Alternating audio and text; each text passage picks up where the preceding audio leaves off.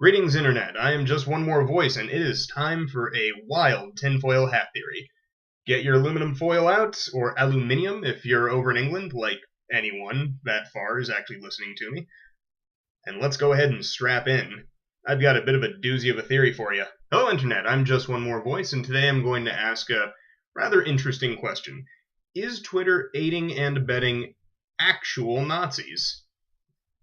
Yeah, that's a bit of a strange question to ask, but I'm going to explain my reasoning, and hopefully I'm not going to get mobbed by a gigantic, angry internet hate squad. So, let's go ahead and start off with this one. Recently speaking, Twitter has just recently done a couple of rather strange things, and in their past they have as well. But let's go ahead and start off with some of the most recent ones. They've been banning people left and right from Twitter, and two of the more prominent bans are Sargon of Akkad and Milo Yiannopoulos. Now, if you've been sleeping under a rock or don't really poke your head into the political YouTube sphere that often, you might not know who Sargon of Akkad or Milo Yiannopoulos are. You might not know who these people are. So, Sargon of Akkad is a centrist, somewhat liberal-leaning political commentator. Makes great content, linked down below, but otherwise, he's very reasonable. He's like a slightly angrier version of Thunderfoot, who cares more about politics than he really does care about science. Now, that is not an insult. That is simply outlining what he cares more about. If you really want to see a prime example of this, you should go to his channel, or Thunderfoot's channel, and watch the Thunderfoot versus Sargon of Akkad debate concerning Brexit. They really do show their high priorities. Now, both of their priorities, I would say, are correct.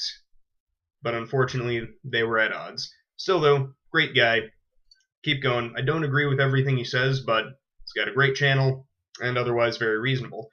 Now, Milo Yiannopoulos is the fabulous troll of the right-wing party. Now, he's not alt-right, he's just right-wing. The easiest way I can describe him is that he is a incredibly well-spoken political commentator who goes around basically just trolling the hell out of social justice people. He is a gay right-wing Republican who's very out and proud, kudos to him, who basically just gets insults hurled at him left and right and gloriously sidesteps them or just completely destroys the arguments every single time they are presented. Now, both of these people have recently been banned on Twitter. Now, the reasons why, well, they vary depending on who you ask. But let's go ahead and start with Sargon. So, Sargon, the most recent ban from Twitter, was recently banned for attacking alt-right websites, specifically people that were a little bit more white supremacist alt-right. Now, that's a little strange, wouldn't you say?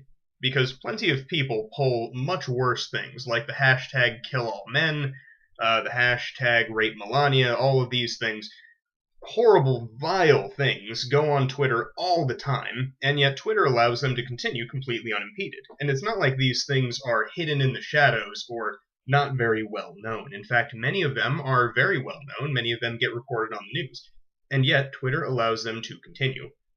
Now, they recently banned Sargon of Akkad, and the reason being was because he was spamming interracial gay pornography, very lewd pictures, onto alt-right accounts, specifically ones that have more of a bit of a white supremacist leaning.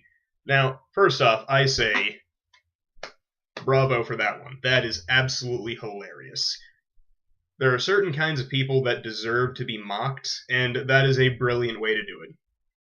But the people who run Twitter took it upon themselves to immediately seize the opportunity to ban him, despite the fact that plenty of other people have violated this law before and have not been banned.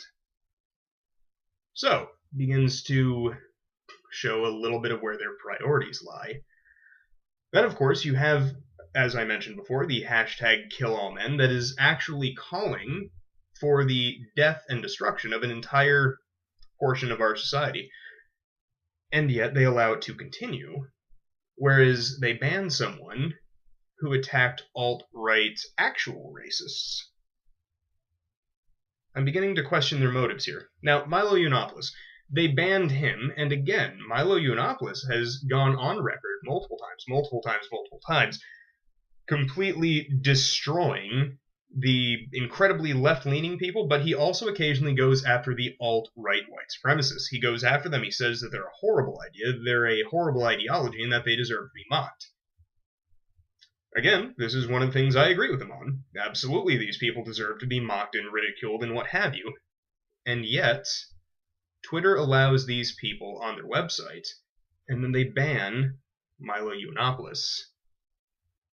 So what we have here is a pattern of behavior by the people who run Twitter, and that pattern of behavior seems to be protect actual racial supremacists and ban the people who mock them under legal technicalities that other people break all the time, but they do not go after them for.